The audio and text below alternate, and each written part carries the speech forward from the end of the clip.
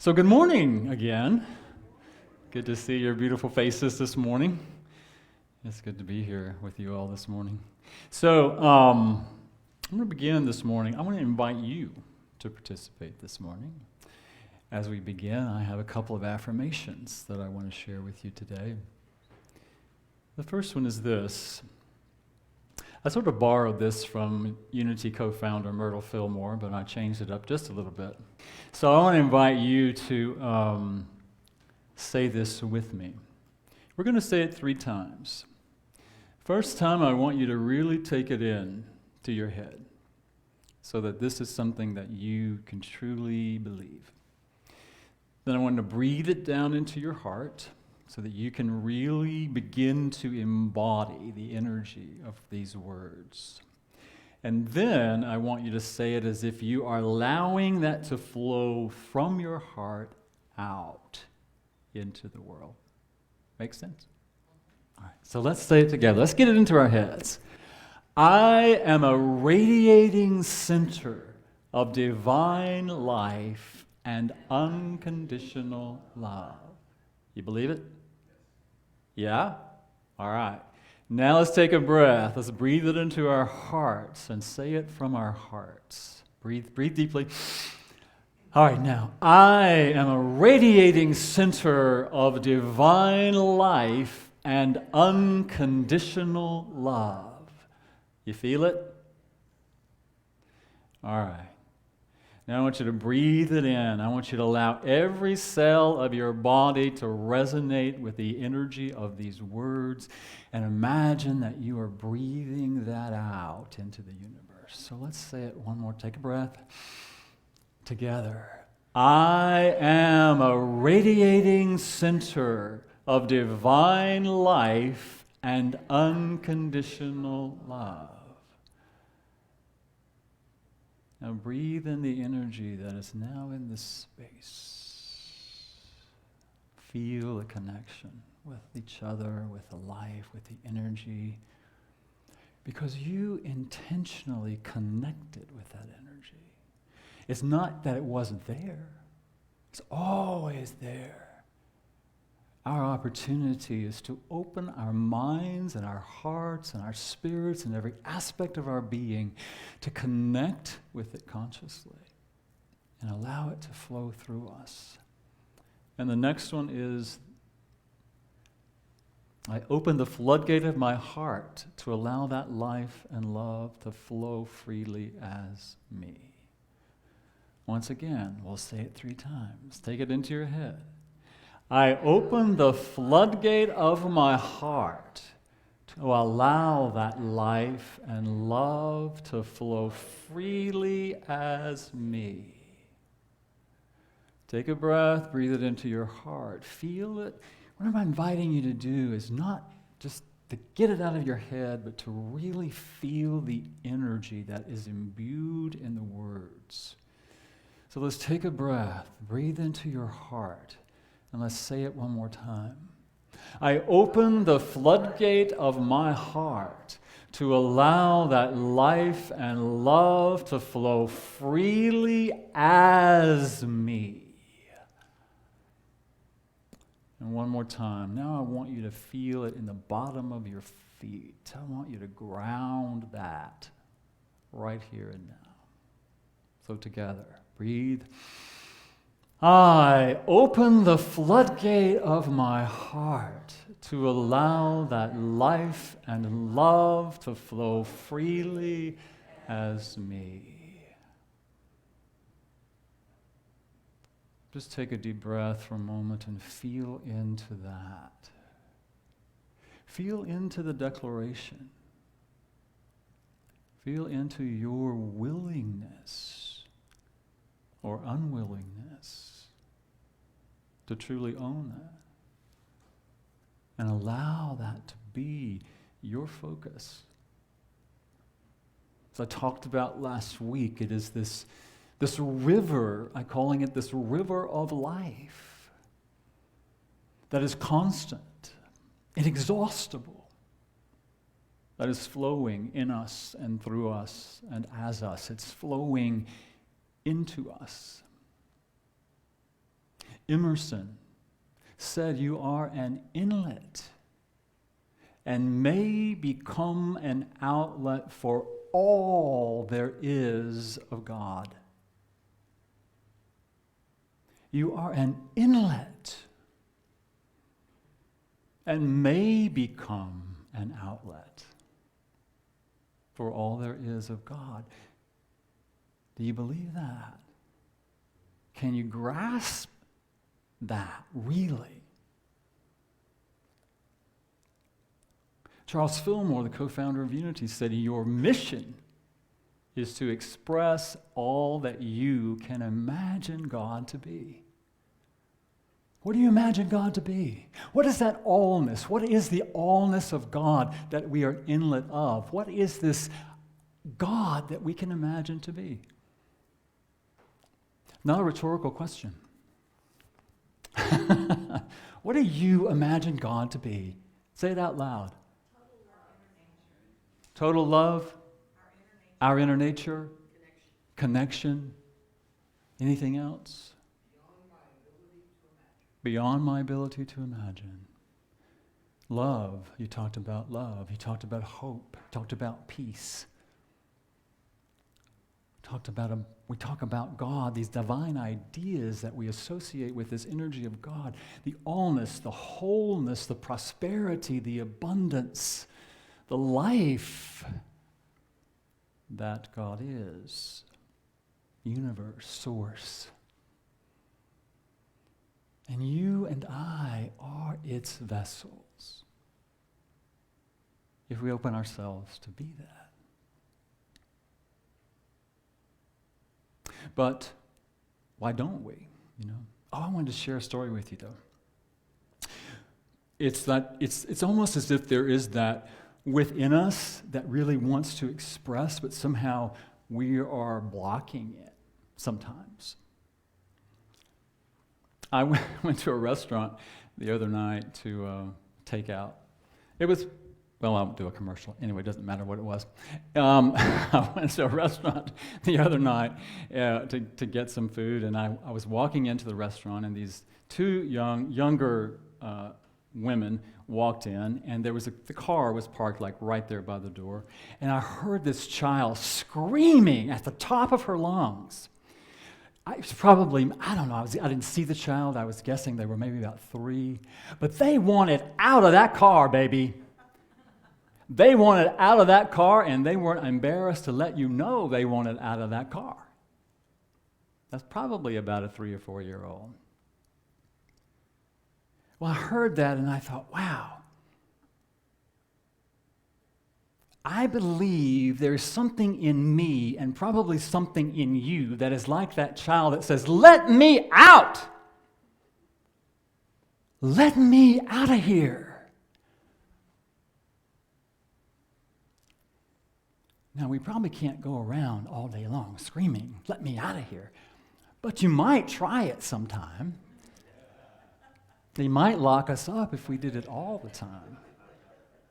But have you felt that? I know I have, and I still feel it sometimes.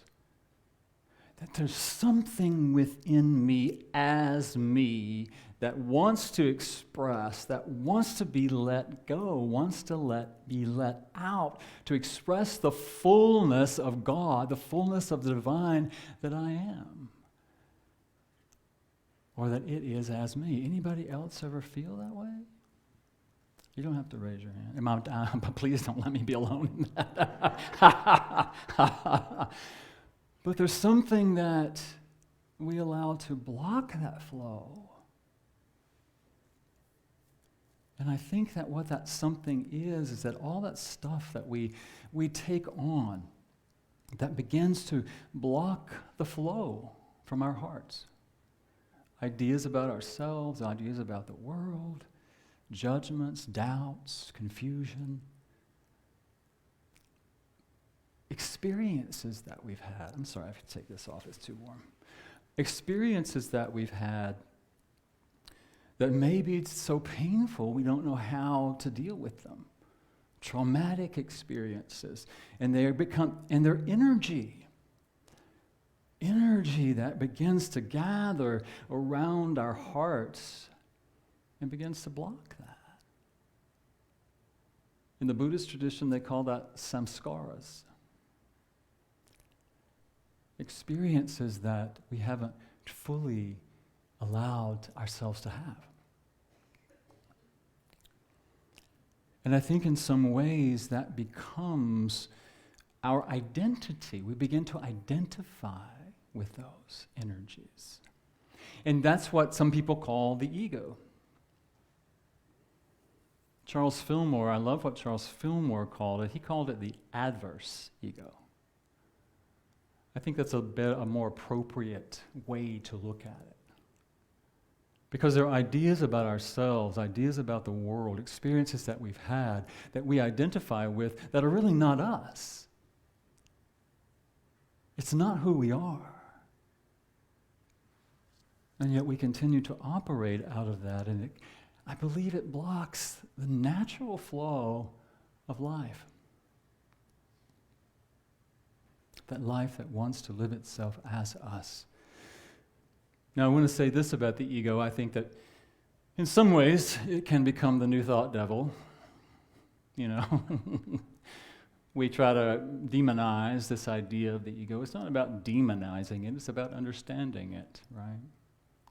It's about learning to move through those things. How do we move through those things? How do we... I have a... well, let me just say this. I believe there are many ways that we can work through these energies. I think a lot of us go to therapy, talk therapy. We do energy work. We do clearing, we do meditation, we do all sorts of things to help clear some of that energy out. And I'm not dissing any of that. I think all of that is valuable. I've been in therapy for decades. And I still work with a spiritual counselor. So I find great value in that. So please don't hear me say that there's no value in that. But what I want to say to us today is that I believe that for us to truly open up our hearts, open up and allow that Spirit to express as us, that the clearing, the cleansing, the freeing can truly only come from one source. And that is our conscious connection with the divine. Our conscious connection with truly, I believe, what unity calls the Christ within, the Christ Spirit, the true light and love that we are. And it is, I believe, only that, and I believe if we approach it with its greatest intention, that therapy is about that, energy work is about that. Everything that we do in that way, if we come with that intention, is to connect us more fully and completely with the truth of who we are.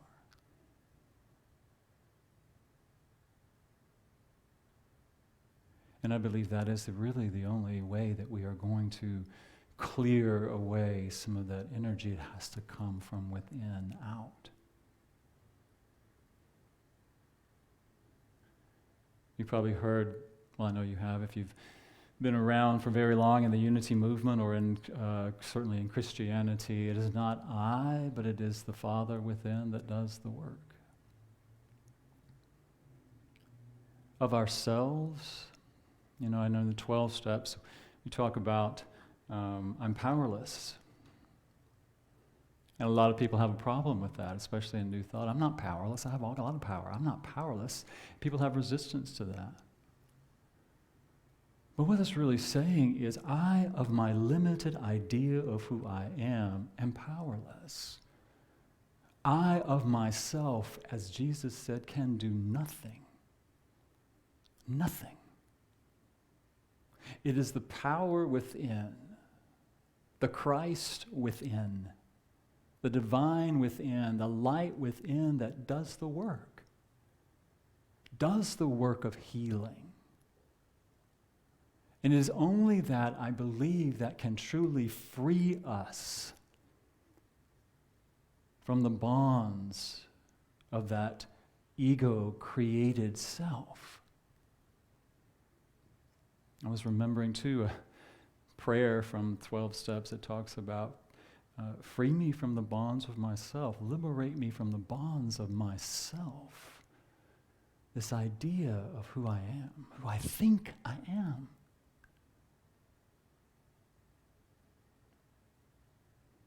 Our opportunity is to connect with that self through meditation and through prayer, through breath work, through energy work, through movement, Tai Chi, sometimes yoga.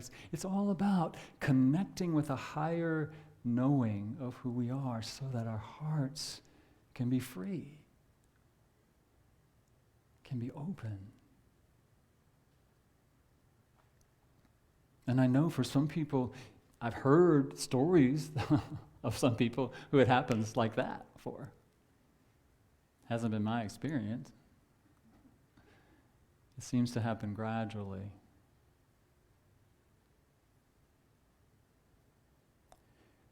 But I believe the first thing that we have to do, well, we don't have to do anything, but the first thing we get to do, if we choose to do, is to bring our awareness to knowing that there is that within us as us.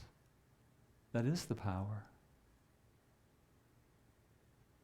And in Unity, Charles Fillmore, the co-founder of Unity, came up with these 12 powers that are really all a part of that Christ nature that we are. Many more than 12 probably, but he came up with this idea of 12.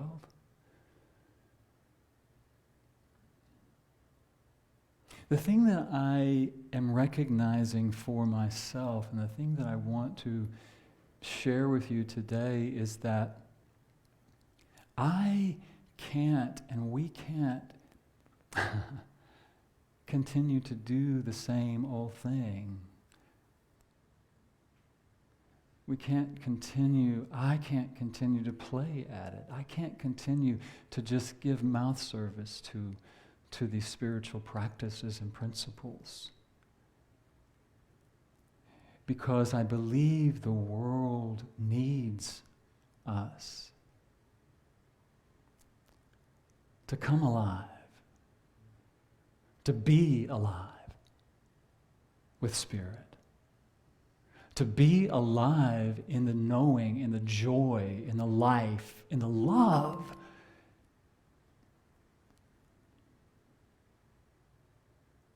Because I believe, I don't just believe it. I know it at the depth of my being.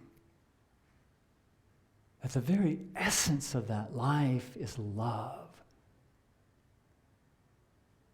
And love is truly the only power that is going to heal. Do you believe that? Love is the only power that is going to heal us. And it is through our open and willing expression of that love that we bring it to the world. We bring it to each other. We bring it to situations in the world.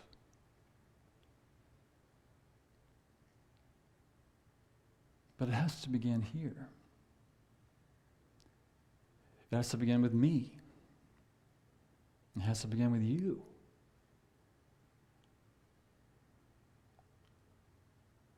We get to make a commitment to ourselves first, yes, and to the world. To be those open vessels, to open the floodgates of our hearts and allow that life, that unconditional love, that divine life to express fully and completely as you and as me.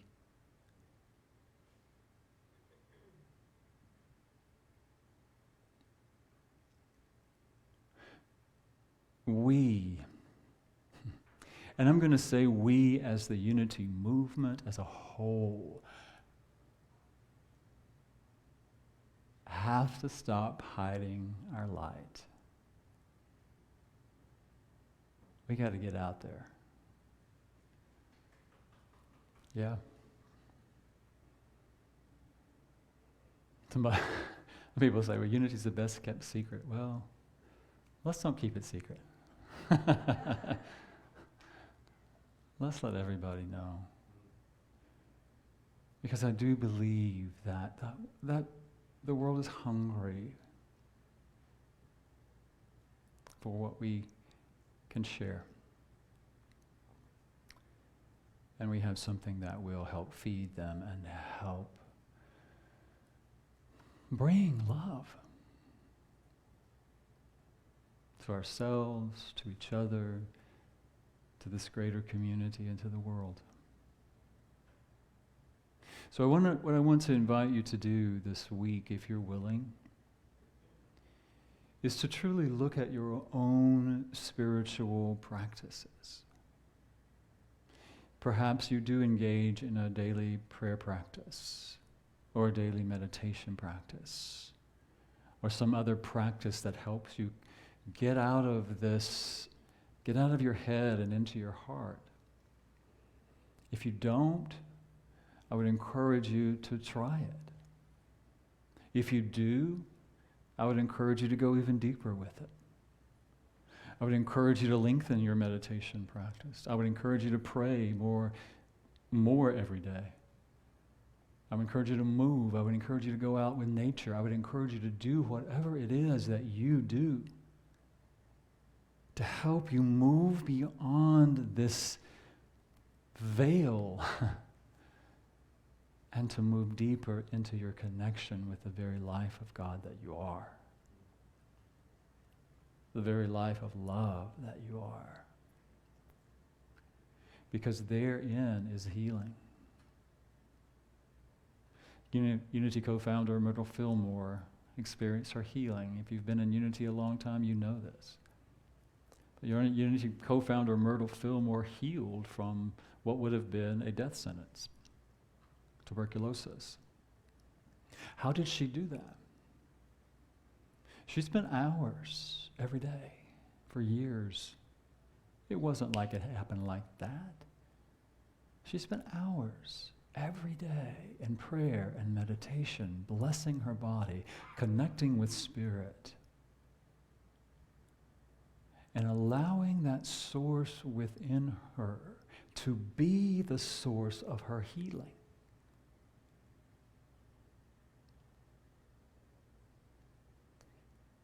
And she was able to manifest physically that healing. But where did the healing begin? In her consciousness, in her heart, in her openness, in her willingness to trust and to be in the presence of that divine life that is the only source of healing. It is not I, but it is the life within that does the work.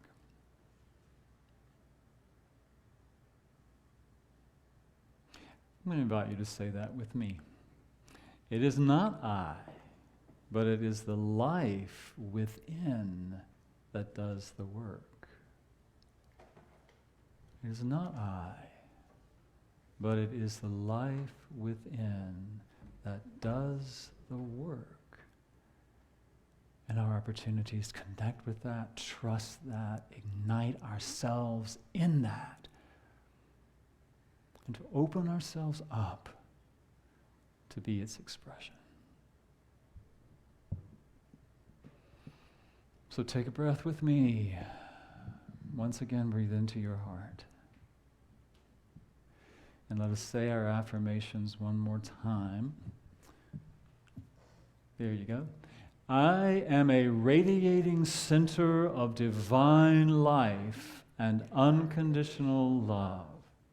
I open the floodgate of my heart to allow that life and love to flow freely as me. And so it is. Thank you.